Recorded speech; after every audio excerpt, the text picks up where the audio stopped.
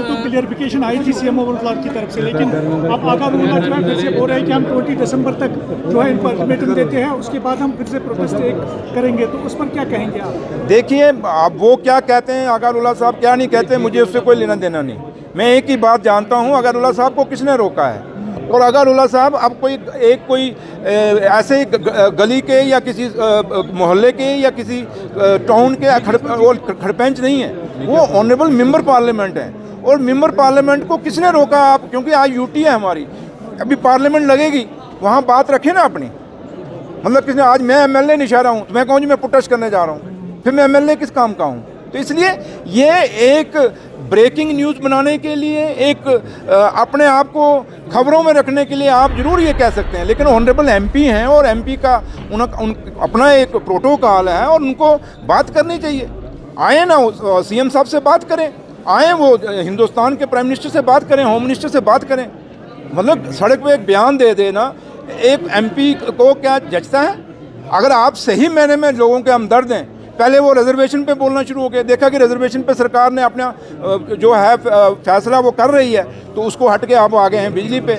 मकसद एक ही है कि मैं आप लोगों से यही अपील करूंगा कि हमें इन सवालों से दूर हटना चाहिए। और जो भी आदमी हो, चाहे मैं सुरेंद्र चौधरी भी क्यों ना हो, अगर मैं कोई अपने आप को लाइमलाइट रखने में या अपना कोई अपने को ट्रेंड कराने के लिए कोई बयानबाजी करता हूँ रोज़ उठ के, तो मुझे भी इग्नोर करना चाहिए।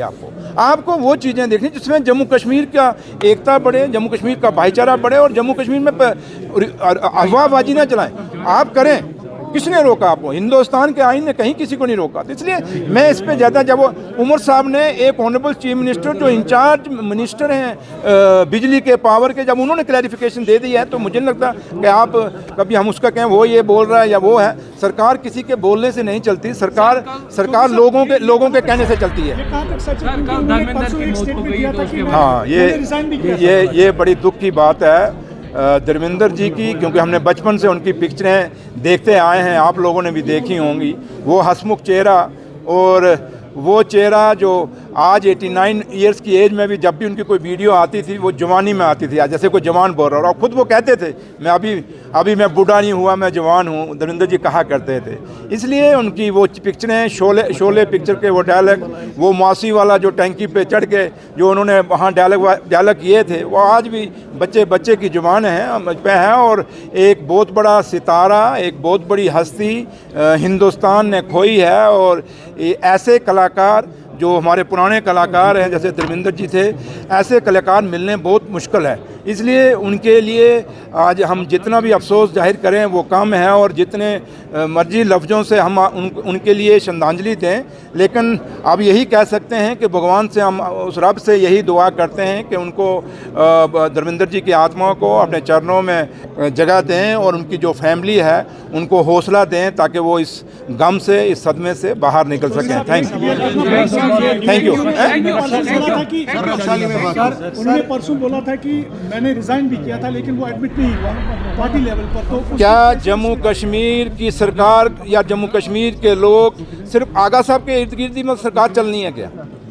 देखिए वो क्या कहते हैं, रोज कहते हैं, उनको छोड़िए। मैंने कहा ना, जम्मू कश्मीर की आवाम क्या कहती है, जम्मू कश्मीर के लोग क्या कहते हैं। जैसे मैं नौशहरा से जीत के आया हूँ, मेरे नौशहरा के लोग क्या कहते हैं, वो मैटर करता है। रही मैंने कहा कि जब एक आम आदमी नहीं है, वो आज हिंदुस्तान की पार्लियामेंट में जो सबसे बड़ी पंचायत, हमारी महापंचायत है हिंदुस्तान की, उसके मेंबर हैं, उनको किसने रोका है?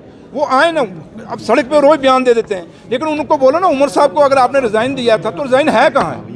आप कह रहे हैं ना, आप कह रहे हैं उन्होंने रिज़ाइन दिया था, फिर रिज़ाइन का कॉपी कहाँ पे, अगर उन्होंने रिज़ाइन किया हुआ है? दूसरी बात कि जहाँ तक ताल्लुक है कि अगर उनको कोई प्रॉब्लम है, समझते हैं कि लोगों की हमदर्दी करनी है, तो फिर वो उमर साहब के पास आए ना। उमर साहब ऑनरेबल चीफ मिनिस्टर हैं, और चीफ मिनिस्टर से आके ये कौन सी बात है? इसलिए मैं कहता हूँ आप इन बयानों को आप खामखा के तवज्जो दे रहे हैं। मुझे नहीं लगता कि इस पर तवज्जो देने की ज़रूरत है। अगर आगा साहब ईमानदारी से लोगों की सेवा करना चाहते हैं तो वो चीफ मिनिस्टर से आके बात करें, और बात आ करके फिर लोगों को बताएं मेरी कौन सी बात हुई है। चीफ मिनिस्टर इस पर अपना भी बात दे देंगे। तो इसलिए इन बातों में मत कौन यहाँ में जो मर्जी बयान दे जाओ ना।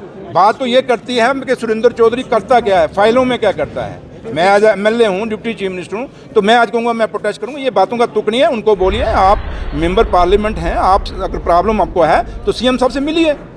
जो आप जाके दिल्ली में पार्लियामेंट लगने वाली है उसमें बात रखिए। Thank you. देखिए, ये बदकिस्मती है कि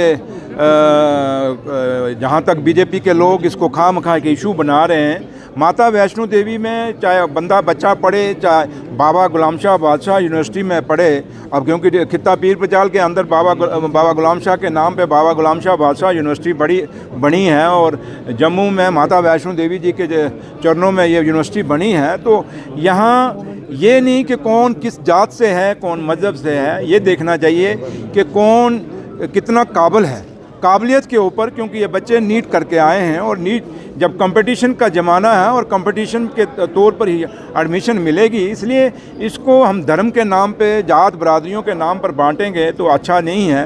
क्योंकि जम्मू कश्मीर का एक अपना भाईचारे की मिसाल रही है, और हम खामखा का जब एजुकेशन को भी हम धर्म के नाम पे बांटना शुरू करेंगे तो मुझे नहीं लगता कि फिर काबिल लोग आगे आएंगे।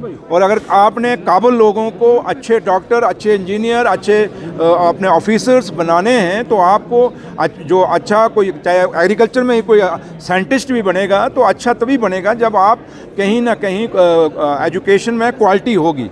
तो लिहाजा मुझे नहीं लगता है कि इस बात को तूल देनी चाहिए, और जो कर रहे हैं मैं उनसे भी कहूँगा कि ऐसा मत करिए। एजुकेशन में कम से कम उस काबिलियत पे जो बच्चा, चाहे वो किसी भी कौम का हो, किसी भी मज़हब का हो, अगर वो निकल के आता है तो उसको अप्रिशिएट करना चाहिए, ना कि उसको डिस्करेज करना चाहिए।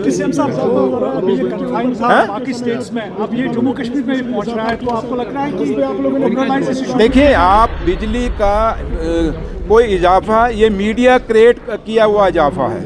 अगर कल आपने उमर साहब का एक डिटेल में बयान सुन लिया, जब उमर साहब ने कहा कि ये फ़ाइल मेरे पास साइन करना तो दूर है, ये फ़ाइल मैंने देखी भी कहीं नहीं कि किसने हाई किया है। तो इसलिए ये एक मतलब कि क्योंकि कुछ ताकतें ऐसी हैं जो उमर अब्दुल्ला सरकार को कमज़ोर करना चाहती हैं, तो वो नए के नए इशू रोज़ जम्मू कश्मीर में उठाते हैं। लेकिन मैं आप लोगों से भी अपील करूंगा कि अथेंटिकेट आर्डर आप किसी के पास है कि 20% बिजली के बिलों में हमने बढ़ोतरी की है, वो किसी के पास नहीं है। हम सिर्फ बस कह रहे हैं जनाब बढ़ गया उमर अब्दुल्ला सरकार बढ़ा गया।